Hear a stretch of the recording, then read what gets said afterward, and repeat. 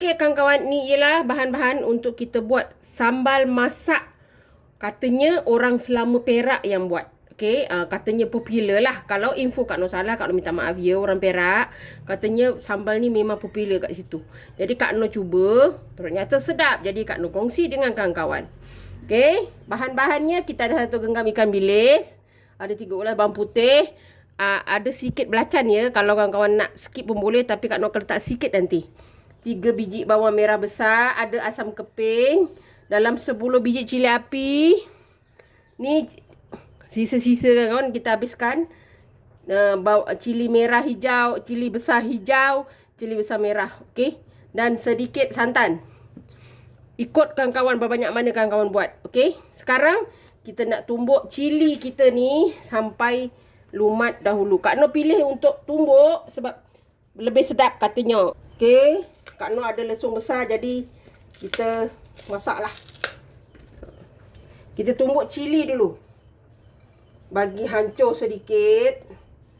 Untuk melembutkan proses hancurannya, kita letak garam sedikit. Nanti kalau masa letak garam, kawan-kawan hati-hati ya. Okey. Nanti kita ada belacan juga kan. Kita akan letak sedikit belacan. Okey kawan-kawan, ni sedikit belacan. Kita tumbuk. Kita tumbuk agak sedikit hancur ya. Belacan kalau orang tak boleh makan boleh skip. Tapi Kak Nur nak rasa sikit. Ni kita tumbuk dulu sampai dia agak halus ya. Cili kita ni halus lah, baru sedap kan. Okey, kita tumbuk dulu. Kawan dah hancur ni, kita nak apa? Tumbuk bawang. Bawang ni kawan-kawan, bawang. Okey. Kak Nur bubur bawang lebih sikit lah. Bawang putih jangan banyak sangat, nanti menjejakkan rasa. Kita letak 2 je. Okey. Nanti last baru kita letak ikan bilis ya. Sebab kita ikan bilis tu kita tumbuk manja-manja je. Okey. Kita tumbuk dulu bawang putih, bawang merah ni. Agak sedikit hancur lah. Kalau kawan-kawan rasa rimas nak masak tumbuk, blend ni kawan-kawan. Tapi Kak Nur blend Kak Nur masih ada masalah lagi. Tak jumpa-jumpa dia punya view. Susah sebab dia luar negara punya kan. Okey. Lagipun tumbuk lebih padu rasanya kan. Okey, ni kita tumbuk lagi ya. Okey kawan-kawan, ni dah tumbuk. Okey, kita masukkan ikan bilis pula ya. Okey. Ikan bilis ni kita cuma tumbuk manja saja. Tumbuk manja je lah. Ya. Tumbuk manja-manja pun hancur sikit lah. Janganlah kasar sangat. Agak pecah-pecah gitu ya. Okey, kita tumbuk lagi. Kak Nur tak adalah tumbuk lanu sangat. Kenapa kawan-kawan? Masakan senang, lama sangat nanti orang pun pening lah hai. Kecuali memang banyak rentah bahannya, boleh lah. Ini sambal aja kawan-kawan.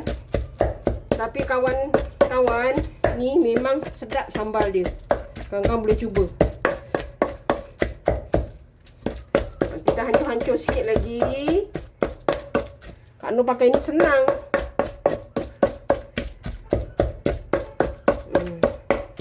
Dah hancur-hancur gini.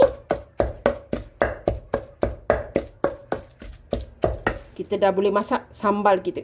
Okey kawan-kawan, ni Kak Nur tambah sikit air sebab santan kita kan pekat. Okey. Nanti kita akan masak sampai dia betul-betul agak kering sedikit lah. Kita nak masak agak kering sikit, jadi lama sikit kita masak ya. Ni ke. Tak payah tumis ya kawan-kawan. Tak payah tumis. Kita masak ni sampai kita punya sambal ni pecah minyak sahaja. Minyak dari santan tu. Kalau kawan nak pekat lagi boleh. Okey, kita masak.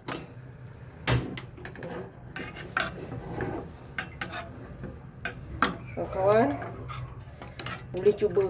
Oh, ini memang power kawan sambalnya. Kak Nur buat agak pedas ya, kawan-kawan kurang-kurang gala. Okey.